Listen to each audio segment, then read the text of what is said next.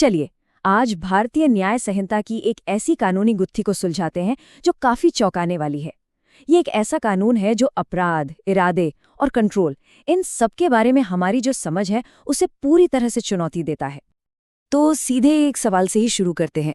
जरा इसके बारे में सोचिए, क्या किसी ऐसे काम को अपराध माना जा सकता है जिसे करते वक्त किसी इंसान का खुद पर कोई कंट्रोल ही ना हो? ये एक ऐसा सवाल है जो किसी भी लीगल सिस्टम की बुनियाद पर ही सवाल उठा देता है। तो इस मुश्किल से सवाल का जवाब कहाँ मिलेगा? ये छिपा है एक काफी सरप्राइजिंग लीगल डिफेंस में। वैसे तो दुनिया भर के कानून इस सवाल से जूझते हैं, पर भारत के कानून में इसका एक सीधा और साफ जवाब मौजूद है। और ये जवाब हमें मिलता है भारतीय न्याय संहिता 2023 के सेक्शन 23 में। ये कानून आखिर बना क्यों है? ये उन बहुत ही खास हालात के लिए बनाया गया है जहां कोई व्यक्ति नशे की वजह से अपने किए के लिए जिम्मेदार नहीं माना जा सकता।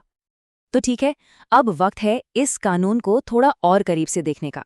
चलिए सेक्शन 23 के हर एक हिस्से को तोड़कर समझते हैं ताकि इसका असली मतलब और इसकी जो शर्तें हैं वो बिल्कुल साफ हो जाएं। हाँ, मानता हूँ पहली नज़र में ये कानूनी भाषा थोड़ी कॉम्प्लेक्स लग सकती है। मोटे तौर पर इसका मतलब है कि नशे में किया गया कोई काम अपराध नहीं है अगर उस व्यक्ति को पता ही ना हो कि वो क्या कर रहा है या जो कर रहा है वो गलत है। लेकिन यहाँ एक बहुत बड़ा लेकिन है, एक ऐसी शर्त जो पूरा खेल ही पलट देती है। ओके, तो चलिए इस पूरे सेंटेंस को इसके कोर कंपोनेंट्स में तोड़ते हैं, एक एक करके।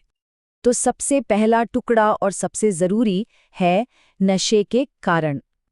इस डिफेंस का स्टार्टिंग पॉइंट ही यही है कि जो भी इंसान है वो किसी नशीले पदार्थ के असर में था। अब आते हैं दूसरे पॉइंट पर, जो इससे भी ज़्यादा गहरा है। देखिए, बात सिर्फ इतनी नहीं है कि कोई नशे में है, बात ये है कि नशा इतना ज़्यादा हो कि इंसान को यह समझ ही ना आए कि वो फिजिकली कर क्या रहा है। और फिर आता है तीसरा हिस्सा, ये जुड़ा है जजमेंट से, फैसला लेने की काबिलियत से। कानून कहता है कि अगर वो व्यक्ति ये भी नहीं समझ पा रहा कि उसका काम गलत है या कानून के खिलाफ है, तब भी ये डिफेंस अप्लाई हो सकता है। और अब सबसे क्रूशल हिस्सा, वो हिस्सा जो इस पूरे कानून की नींव है। यह डिफेंस सिर्फ और सिर्फ तभी काम करता है जब नशा इनवॉलंटरी हो, मतलब किसी ने वो चीज़ बिना जानकारी के या ज़बरदस्ती दे दी हो। तो अब अगर हम इन सारे टुकड़ों को एक साथ जोड़ें तो हमें मिलते हैं 3 ज़रूरी टेस्ट्स। ये वो 3 कंडीशंस हैं जिनको पूरा करना ही पड़ता है इस डिफेंस को क्लेम करने के लिए। और ये बात समझनी बहुत बहुत ज़रूरी है कि ये तीनों कंडीशंस एक साथ पूरी होनी चाहिए। ऐसा नहीं कि कोई एक हो गई तो चलेगा। पहला, नशे की हालत। दूसरा, सही गलत समझने की हालत में ना होना। और तीसरा, सबसे इम्पॉर्टेंट, नशा जबरदस्ती या धोखे से दिया गया हो। एक भी शर्त कम हुई तो ये डिफेंस काम नहीं करेगा। सिंपल। निर्णय की अक्षमता या इनकैपेसिटी फॉर जजमेंट, इसका मतलब थोड़ा बहुत कंफ्यूजन नहीं है, बिल्कुल नहीं। ये एक ऐसी स्टेट है जहां इंसान अचानक से सही और गलत का जो बेसिक फर्क होता है ना, वो ही भूल जाता है। और इसकी वजह सिर्फ और सिर्फ वो जबरदस्ती दिया गया नशा होना चाहिए। अच्छा, यहाँ एक और इंटरेस्टिंग चीज़ है। देखिए कि कानून ने 2 अलग-अलग शब्दों का इस्तेमाल किया है, गलत और कानून के विपरीत। गलत का मतलब है जो मॉरली या सोशली गलत हो, और कानून के विपरीत का सीधा सा मतलब है जो इल्लीगल हो।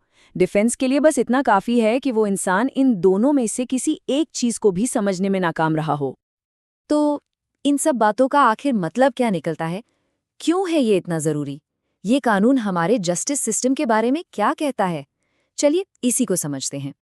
देखिए, अगर हम इसको समराइज करें तो सेक्शन 23 कुछ बहुत ही ज़रूरी बातें साफ कर देता है। सबसे पहले ये मानता है कि क्रिमिनल इंटेंट के बिना कोई क्राइम नहीं होता, जिसे हम कानून की भाषा में मेंस रिया कहते हैं। दूसरा, ये उन लोगों को प्रोटेक्ट करता है जिनका अपने एक्शंस पर कोई कंट्रोल ही नहीं था। और हाँ, ये भी साफ करता है कि ये कोई आसान बचाव नहीं है, इसको साबित करना बहुत मुश्किल है। और सबसे बड़ी बात, ये वॉलंटरी यानी खुद से किए गए नशे और इनवॉलंटरी यानी जबरदस्ती कराए गए नशे के बीच एक बिल्कुल साफ लकीर खींच देता है। तो आखिर में सारी बात आकर रुकती है इस एक पॉइंट पर। सेक्शन 23 सिर्फ नशे के बारे में नहीं है, ये है फ्री विल और इंटेंट के ना होने के बारे में। कानून की मंशा उस इंसान को सजा देने की नहीं है जिससे अपने एक्शंस को कंट्रोल करने की ताकत ही छीन ली गई थी, धोखे से या जबरदस्ती।